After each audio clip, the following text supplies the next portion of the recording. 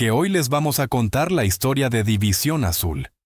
Así que suscríbanse al canal y escriban en los comentarios qué les gustaría escuchar después.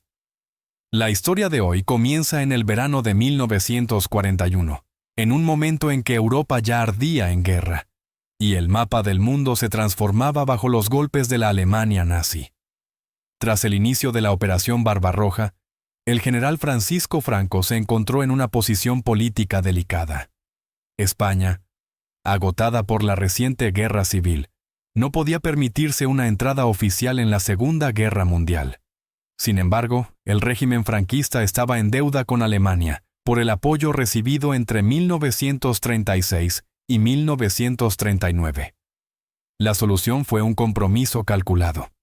España mantenía oficialmente la neutralidad, pero autorizaba la creación de una unidad de Dobrovol'chev destinada a combatir contra la Unión Soviética. Así nació la División Azul, una formación que lucharía lejos de la península ibérica, en bosques y pantanos ajenos, bajo banderas extranjeras, pero con soldados españoles y una motivación muy particular. La iniciativa de crear la división surgió de varios centros de poder a la vez. La decisión política fue aprobada personalmente por Franco. La Falange desempeñó un papel clave en la movilización ideológica, y la organización militar se llevó a cabo en estrecha coordinación con el alto mando alemán. El número de voluntarios superó todas las expectativas. Veteranos de la guerra civil, anticomunistas convencidos, oficiales sin futuro en el ejército español, estudiantes, campesinos y antiguos cazadores.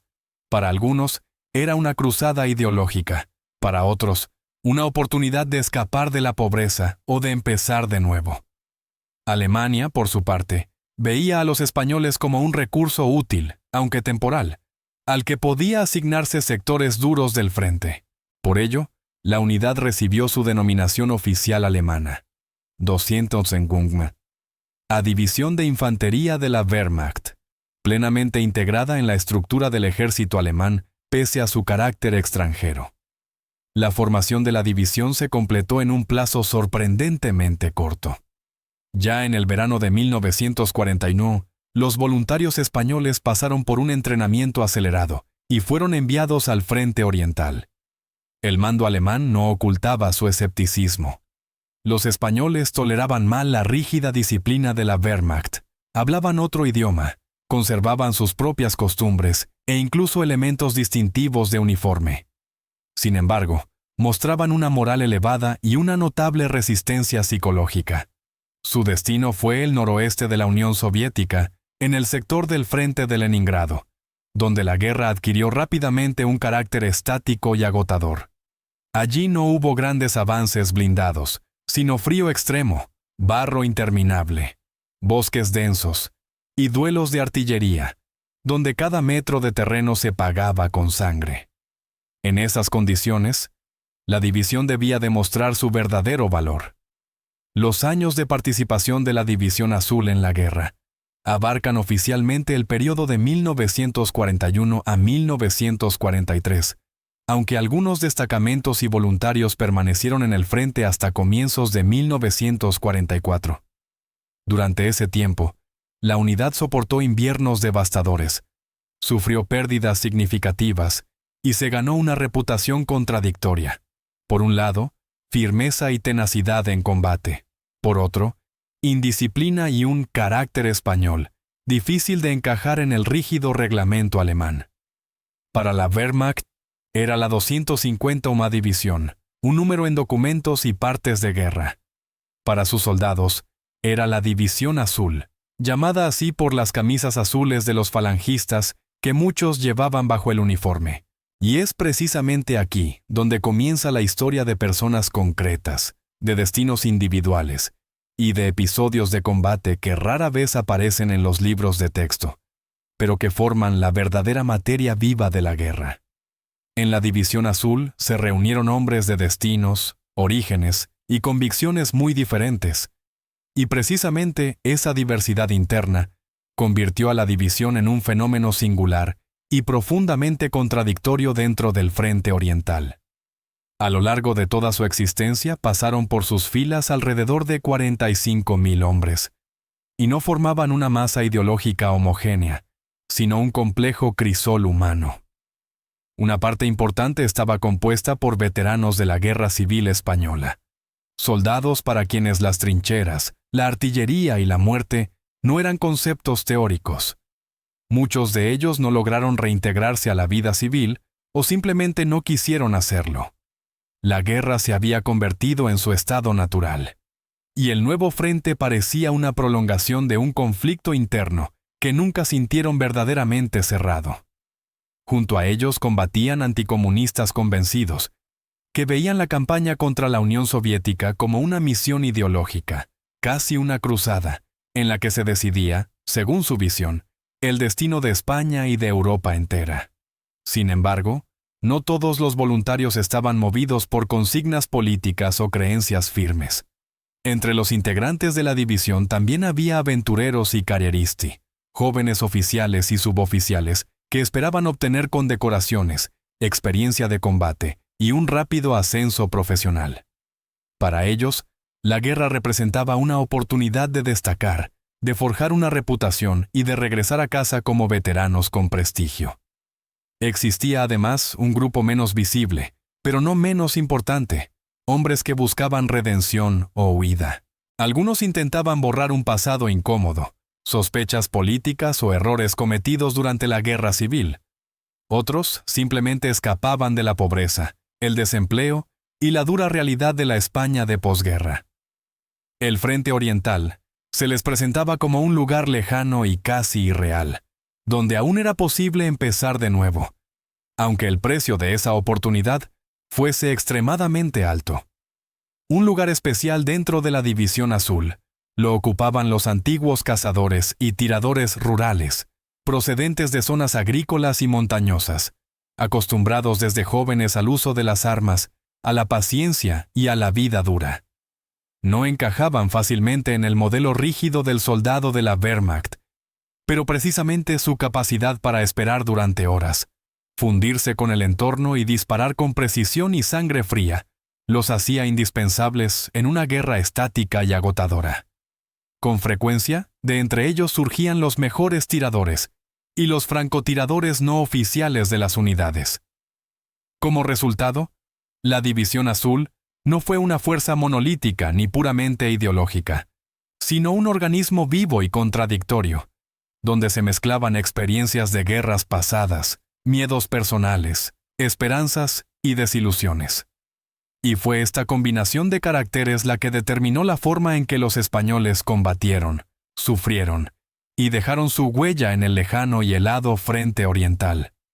El recorrido de combate de la División Azul transcurrió en una de las zonas más duras e inhóspitas del Frente Oriental, el noroeste de la Unión Soviética, en la región de los pantanos del Volkhov y en los accesos a Leningrado.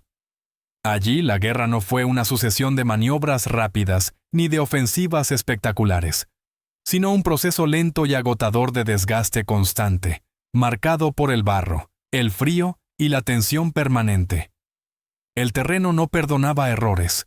Bosques interminables, zonas pantanosas, caminos estrechos y aldeas aisladas desdibujaban la propia idea de una línea de frente clara. Las posiciones defensivas consistían en una cadena de puntos fortificados, unidos por trincheras que se inundaban con facilidad o quedaban sepultadas bajo la nieve. Para los soldados españoles, acostumbrados a un clima seco y a paisajes abiertos, aquella tierra resultaba completamente ajena y hostil.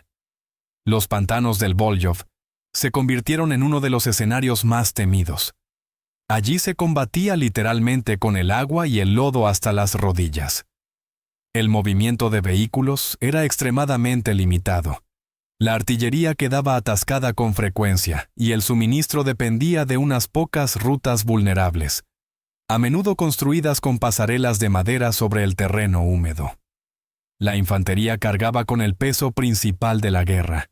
Patrullas constantes, emboscadas, salidas nocturnas y la amenaza permanente de ataques sorpresa.